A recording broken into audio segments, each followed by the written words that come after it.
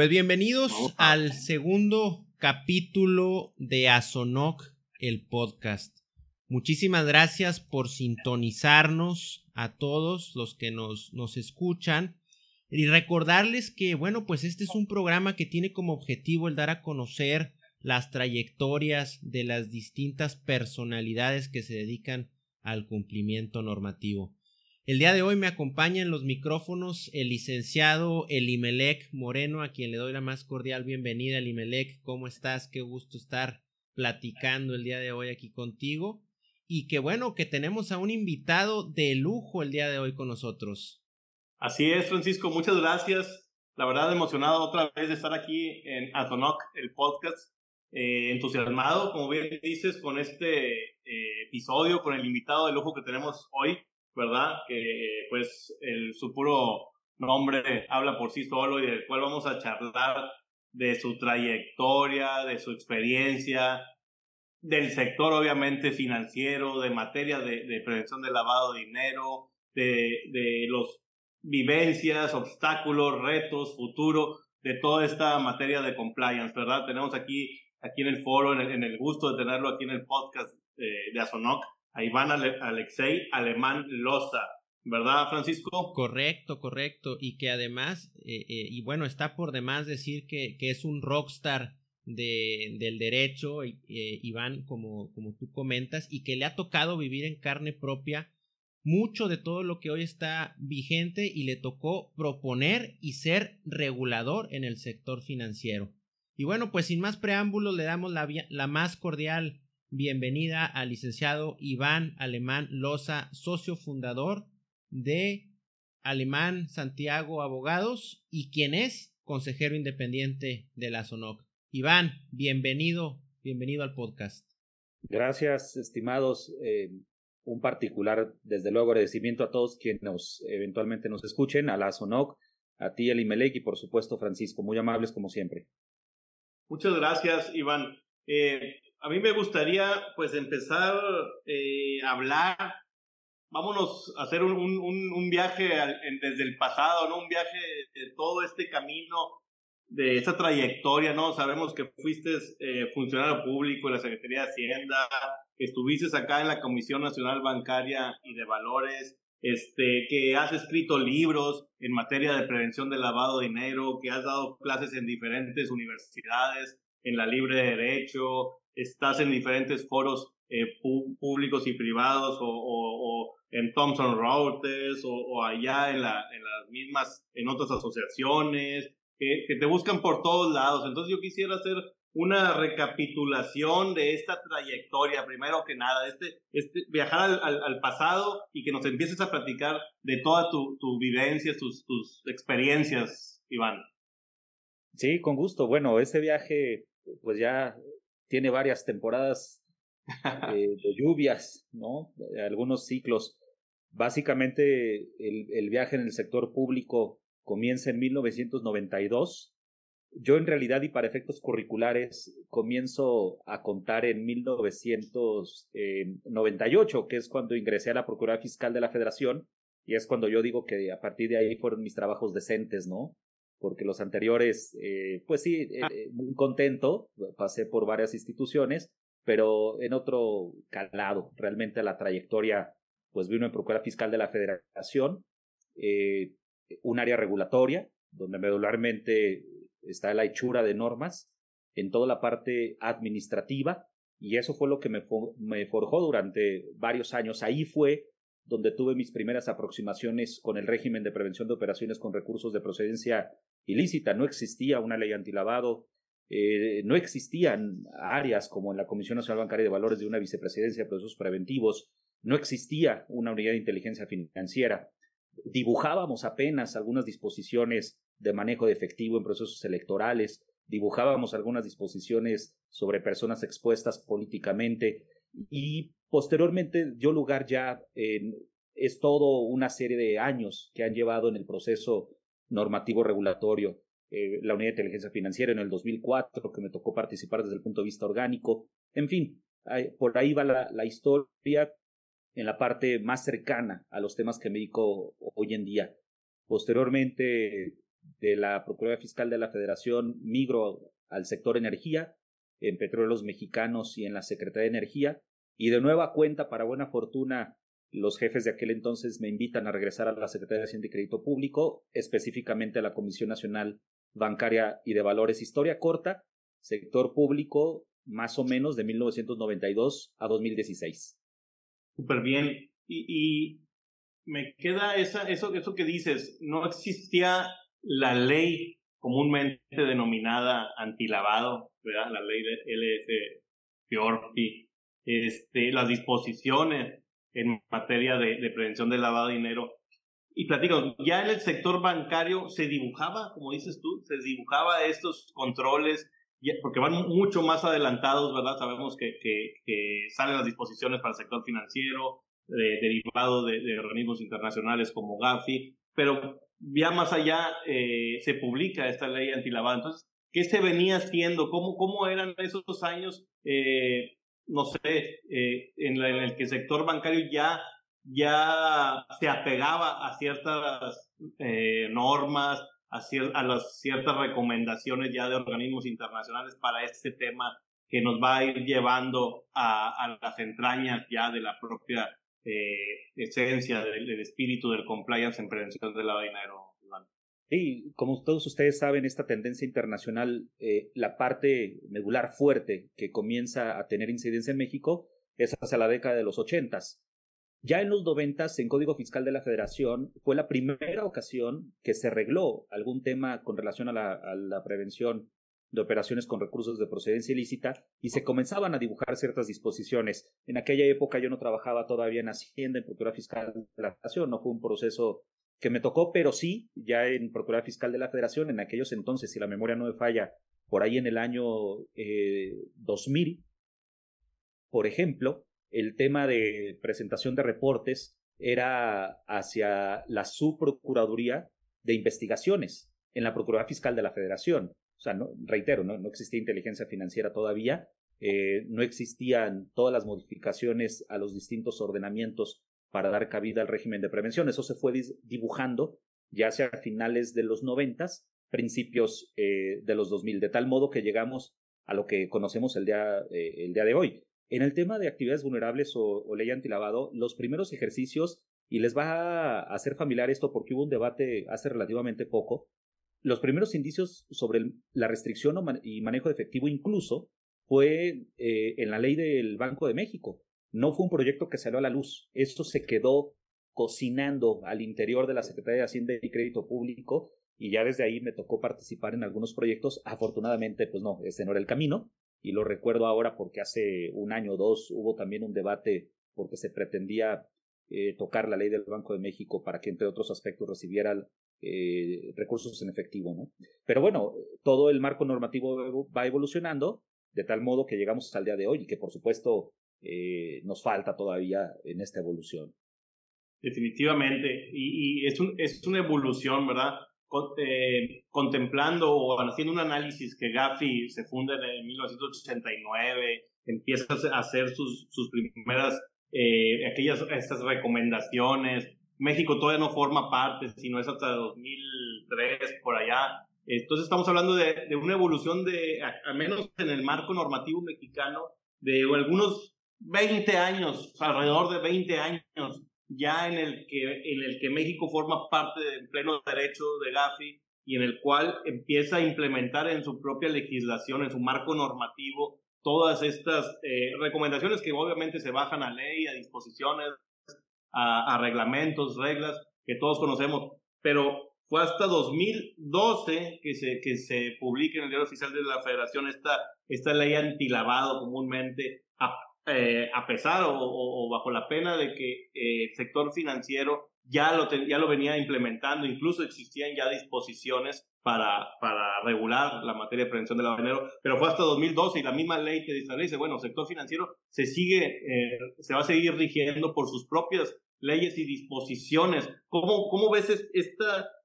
Pues es que no sé cómo interpretarlo, sino, o sea, ya se tenía una regulación, pero no había ley, y luego hay que irnos para atrás, el mismo legislador lo detecta y dice, ¿sabes qué? El sector financiero que siga haciendo lo que estaba haciendo. ¿Cómo viste esta implementación, digamos, orgánica, media sui generis que sucedió aquí en México?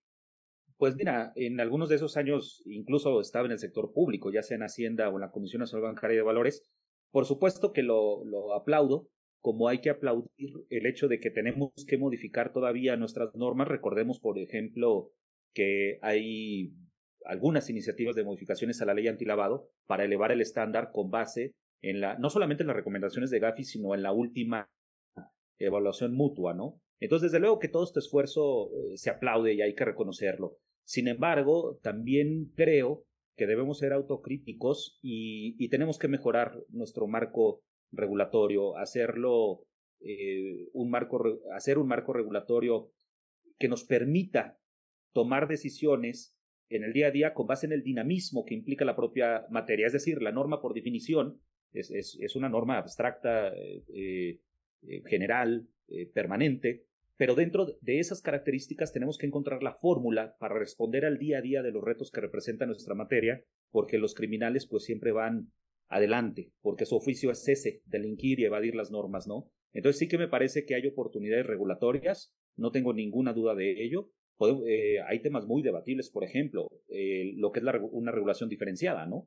Que tanto se ha platicado en varios años, o por ejemplo también el tema del llamado de-risking, que a partir de relevar el análisis de riesgo con relación a ciertas actividades, lo que suele pasar es que se niega la apertura de una cuenta o se cierra una cuenta, ¿no? Hace falta bastante, no solamente en el marco regulatorio, que me parece adecuado, sólido, pero tiene sus áreas de oportunidad también.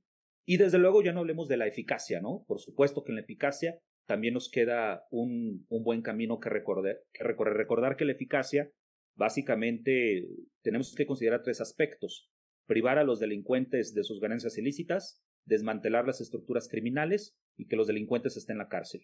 Entonces, eso se mide no con otra cosa, sino con sentencias firmes, con sentencias que han causado Estado, en donde, en efecto, adquiere relevancia un decomiso, una extensión de dominio y los criminales en la cárcel, ¿no? Ahí nos hace falta, creo yo, consideremos el tema de eficiencia, y más con la complejidad de la estructura criminal, que ahí sí, desde luego, visto mucho de ser experto, pero el fenómeno que se nos presenta en México es que desmantelas en una célula y sin embargo surgen 2 o 3, porque no es que elimines al líder y se acaba la organización, sino que emergen los sublíderes y eso te lleva a más células. Ese fenómeno delictivo es complejo y hay que estudiarlo para poder atacarlo. Definitivo, yo creo que ahí es medular esto de la eficiencia y la eficacia de hacer cumplir pues la regulación, las leyes, ¿verdad? Mismos estas evaluaciones mutuas que hablan de la implementación del régimen de prevención del lavado de dinero, pero que al final del día nos detectan que no se llega a tantas sentencias como se pretende, pues. Entonces ahí la eficacia, yo creo que estamos en vías, ¿no? Estamos avanzando. Claro, el famoso porcentaje de bateo, ¿no? Exactamente, entonces ahí la pregunta va para pasar a otro tema. Dentro de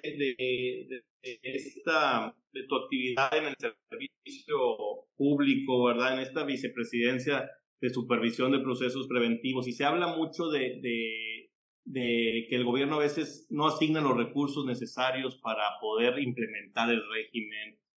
Se habla también mucho de que a veces no se distingue entre entidades pequeñas contra entidades grandes, sino que a todos les cae la regulación, y a veces esta eficiencia y eficacia pues no se puede llevar a cabo de la mejor manera. Hay entidades que no tienen esos recursos y que tratan de cumplir, o medio tratan de cumplir, comparado con David y Goliat, ¿no? O sea, ahora estamos hablando a veces voltear a ver a los bancos que pueden tener los recursos de todos, son unos departamentos de cumplimiento.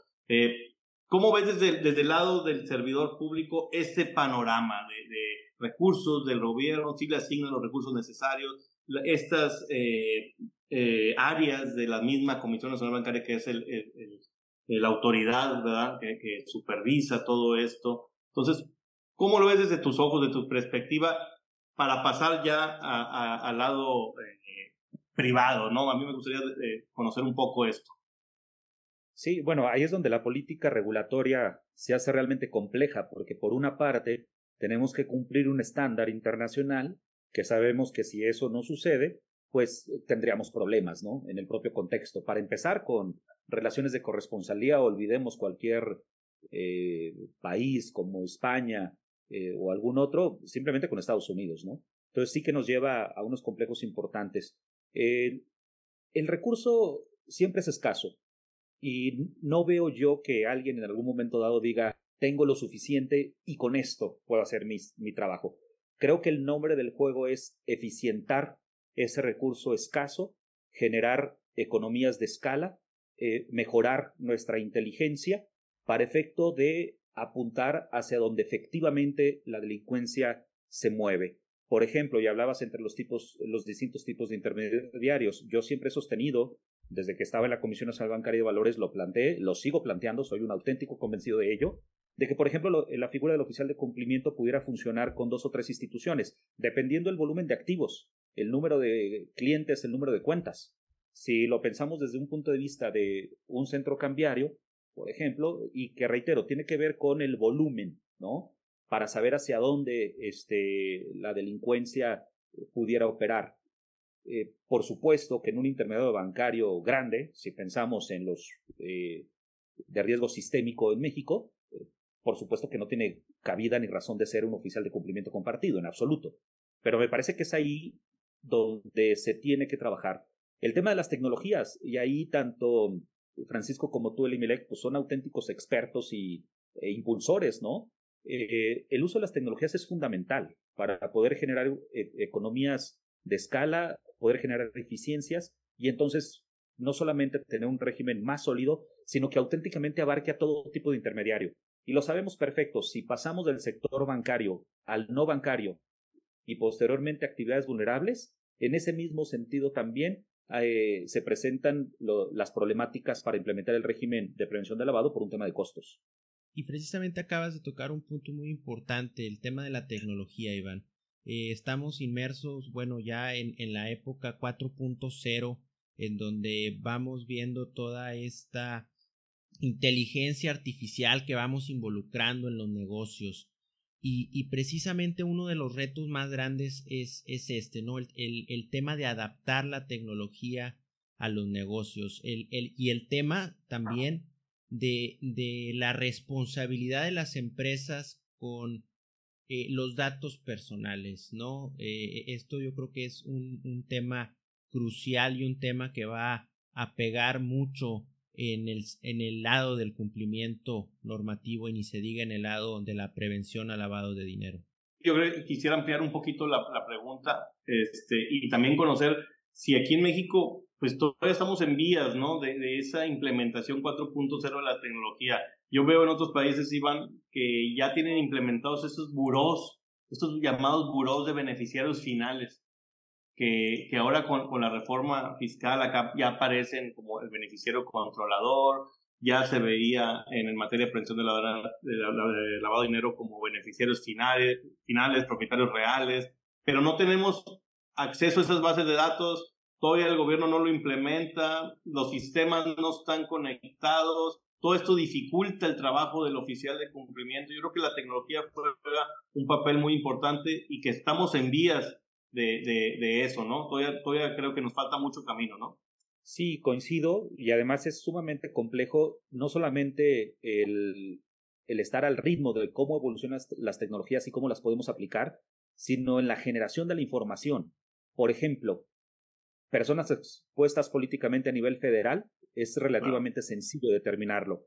Personas expuestas políticamente a nivel municipal es sumamente complejo.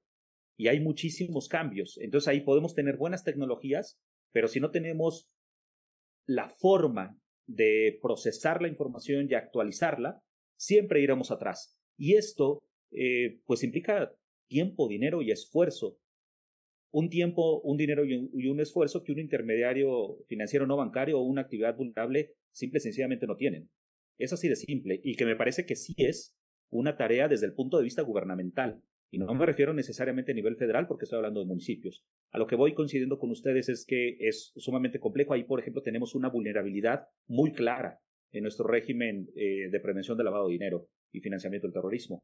Por supuesto, en la medida en que se van desarrollando las tecnologías, hace rato refería yo, por ejemplo, al oficial de cumplimiento compartido, déjenme llamarle así. Por supuesto que tiene que estar arreglado. En el tema de las tecnologías me parece que es exactamente lo mismo. En la medida en que las tecnologías nos vayan auxiliando, llegará un momento en el que tengan que ser reguladas, dado que se manejará información confidencial, personal. Y bueno, también tocando el tema del oficial de cumplimiento, sabemos que tú impulsaste varias de las reformas que actualmente están en vigor, y que algo de lo que algo de lo mucho que hiciste, ¿verdad?, fue esta certificación del oficial de cumplimiento, ¿verdad? Esta certificación que, ha venido evolucionando a raíz de todos estos años, y que sin duda alguna, pues ha traído muchos beneficios, ha traído mucha profesionalización en las distintas áreas del sector financiero. Iván, ¿por qué no nos platicas un poquito de esto? Sí, con todo gusto. Una gran iniciativa que ha sido ejecutada con éxito y que continúa con ese éxito y ha mostrado su bondad y el cumplimiento del objetivo, que es la profesionalización y elevar el estándar respecto de las estructuras de cumplimiento, particularmente del oficial, ¿no? Amén de auditores externos o internos, o en general cualquier profesionista. El tema de la certificación es una mezcla, esta iniciativa, entre inquietudes personales académicas que de algún modo están inspiradas no solamente en casas educativas, sino incluso en Procuraduría Fiscal de la Federación, con el programa del abogado hacendario, ¿no? Está ahí previsto en el reglamento. Supongo que sigue, porque como ustedes saben, se acaba de emitir un nuevo reglamento, no lo he terminado de estudiar, pero supongo que la figura del abogado de la Hacienda sigue ahí. Entonces, es una suerte de mezcla entre estas inquietudes que desde aquel entonces yo tenía en mente, y que de hecho intenté en algunas otras instituciones hacerlo. Simple y sencillamente los tiempos no dieron para preverlo, regularlo y ejecutarlo. Lo que sí se logró, o los tiempos que se tuvieron en la reforma financiera. Recuerdo que el entonces presidente de la Comisión Nacional de Bancaria y Valores, Jaime González Aguade, me comentó que estaba en puerto un proyecto de reformas, me dio un término para hacer las propuestas que yo estimara, y básicamente esto se configuró hacia mayo del 2013. Surge la reforma financiera en el 2014 y lo demás es historia, ¿no? Pero decía yo, es una suerte de mezcla entre estas inquietudes académicas, personales y de la propia Secretaría de Hacienda y Crédito Público, pero también surge porque, estando en las mesas con el sector bancario, uno de los puntos que se planteaban en esas mesas era el grado de confianza que tendríamos o que debiéramos tener en las estructuras de cumplimiento, y me planteaban una preocupación sobre las capacidades del oficial de cumplimiento del intermediario financiero no bancario. Entonces dije, bueno, a ver, señores, pues ¿por qué no vamos tomando la iniciativa de mejorar y profesionalizar? Es parte de las razones, hay otras, ¿no? Lo podemos platicar en alguna otra oportunidad con más tiempo, pero fue fundamental lo que nos expresaban los bancos en esas mesas, y la certificación en parte es una reacción a esa preocupación. De tal modo que hoy no se puede decir que un oficial de cumplimiento de una SOFOM no regulada, o de una casa de cambio, de una casa de bolsa, o de una SOFIPO, no ha tenido la preparación y el conocimiento para hacerlo. Está en el mismo nivel de capacitación y profesionalismo que un oficial de cumplimiento de uno de los 7 bancos más grandes de este país. Entonces, me parece que eso ha logrado, ¿no?, aumentar incluso la currícula de los oficiales de cumplimiento, y me parece también, hay que ver cómo está el mercado, me parece también que el ingreso, el honorario. Totalmente de acuerdo, Iván, totalmente de acuerdo. Y ahora, donde, ya hemos visto que ya están todos estos procesos, todas estas etapas para la renovación de estas certificaciones, sobre todo en el sistema financiero, ¿cuáles crees que sean estos retos para el oficial de cumplimiento, estos nuevos retos para seguir vigente, seguir capacitado? Un gran tema que planteas, Francisco, que tenemos que debatir y profundizar enormemente, porque el debate desde aquel entonces que tuvimos en las mesas es si queremos un oficial de cumplimiento especializado en su sector o continuamos con el estándar actual. Ese es un gran debate, porque hace rato comentábamos, para una evaluación en materia de certificación estudia lo mismo un oficial de cumplimiento de un centro cambiario que el de un banco, ¿no? Y este es un debate también.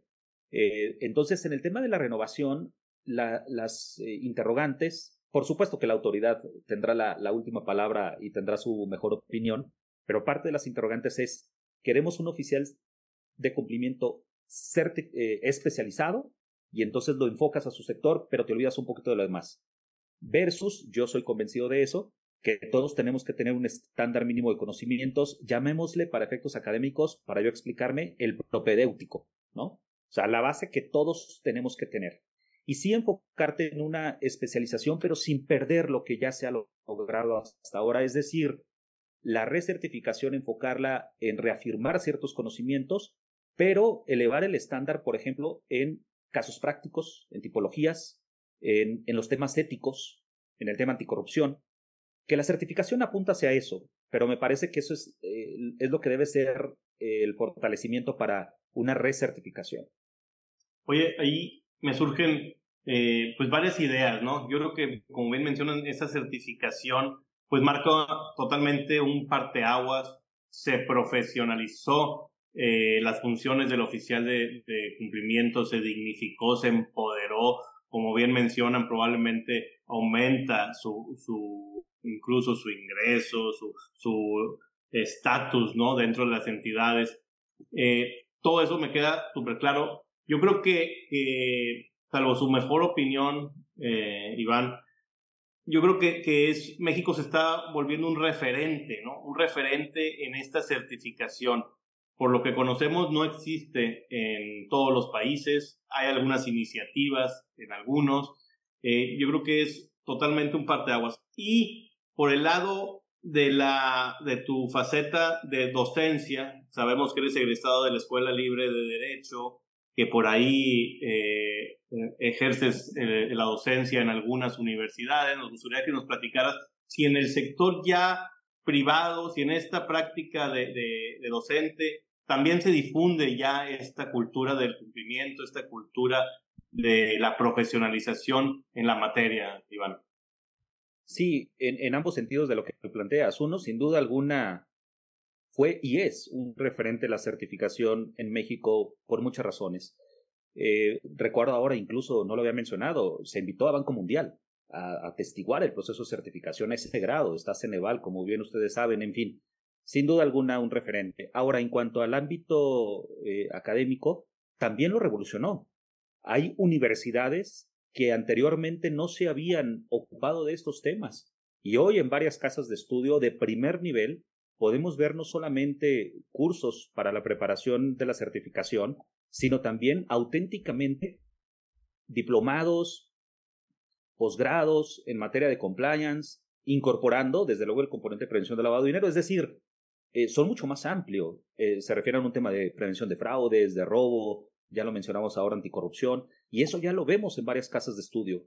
Y esta revolución, déjenme llamarle así, o implosión, sí que tuvo que ver a partir del 2014, precisamente porque el mercado estuvo ávido de capacitarse y de una capacitación al más alto nivel. Y están ahí los ejemplos muy exitosos de varias casas de estudio.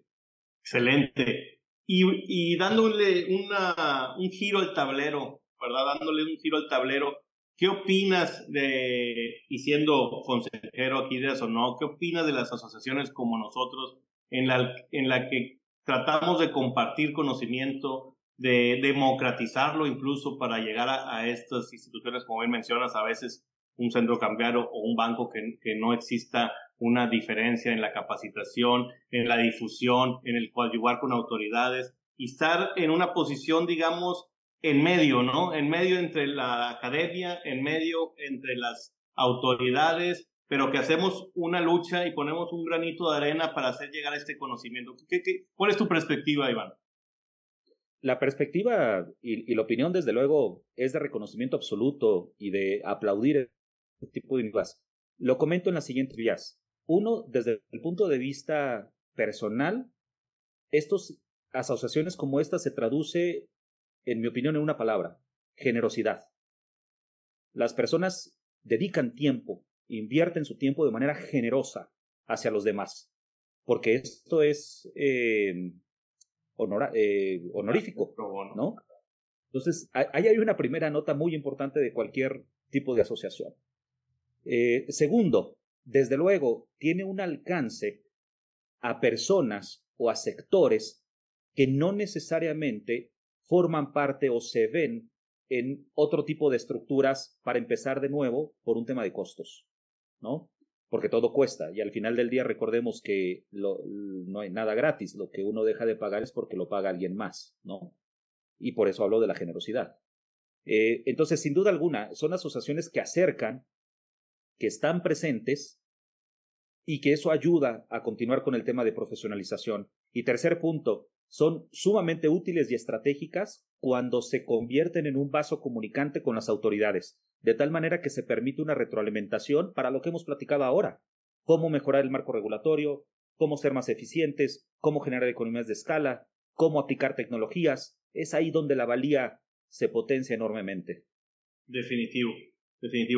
Pienso lo mismo. La verdad es que es una cruzada, ¿verdad? En la capacitación es un esfuerzo muy grande que hacen todas las asociaciones y nuestros similares, incluso de otros países, ¿verdad? Súper bien.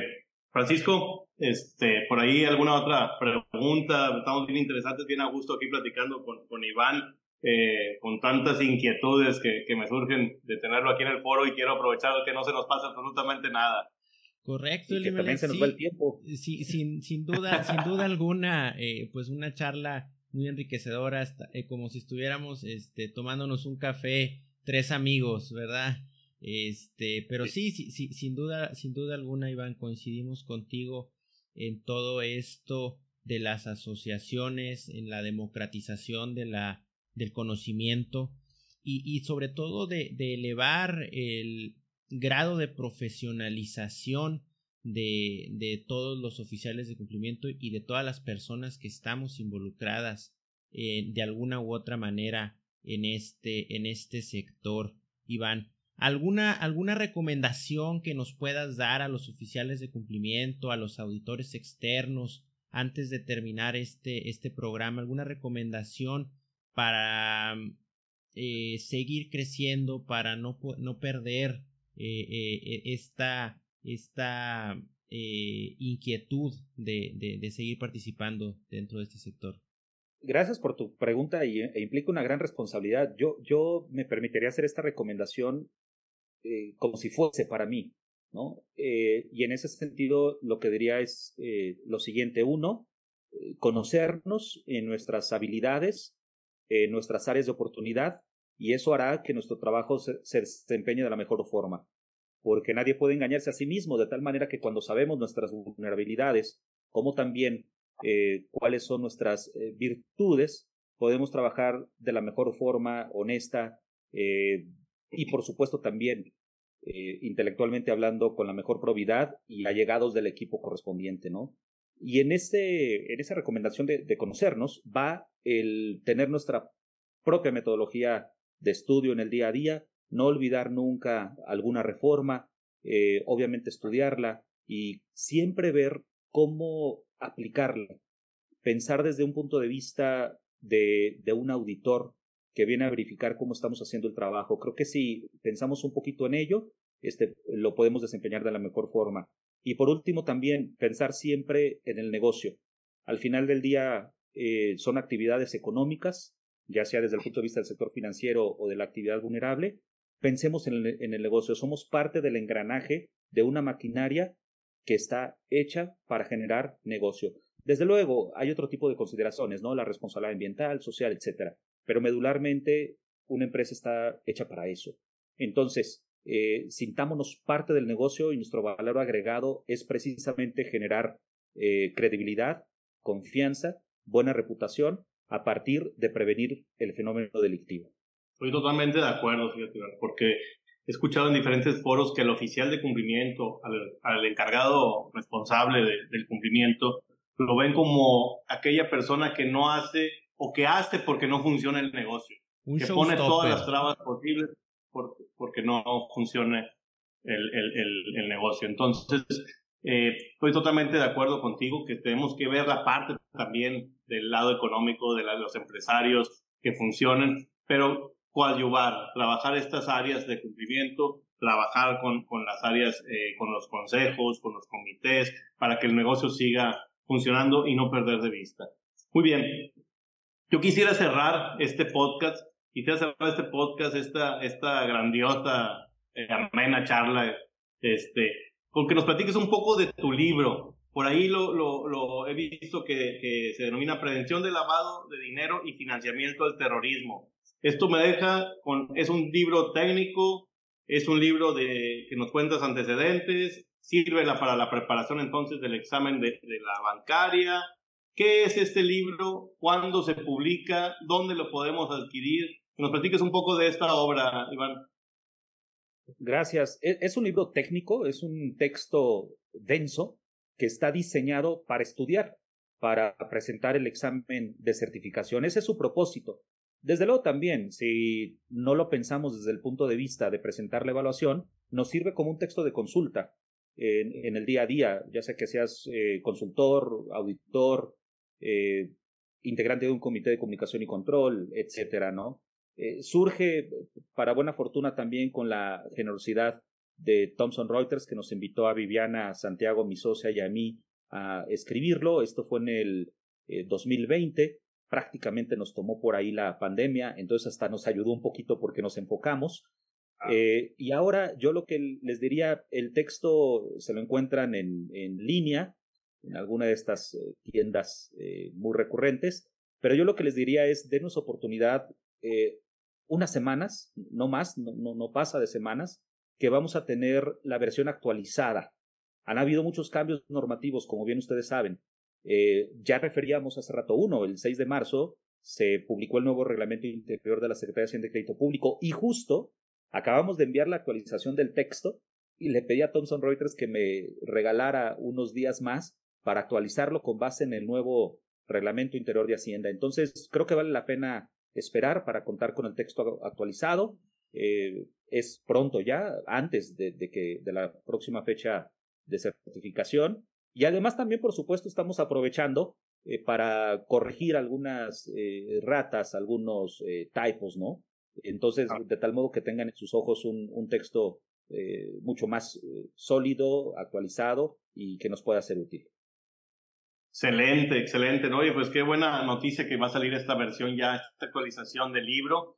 Y pues abusando y aprovechando el podcast, vamos a pedir algunos 2 o 3 tomos para hacérselos llegar a nuestros agremiados, presentarlo y hacer alguna dinámica para que puedan estudiar y puedan acreditar o renovar la certificación, ya sea ante la bancaria o incluso ante la unidad de inteligencia financiera. Cuenten con ello cuenten con ello. Y mera anécdota, digo, ya te comprometí, Iván, aquí en el podcast.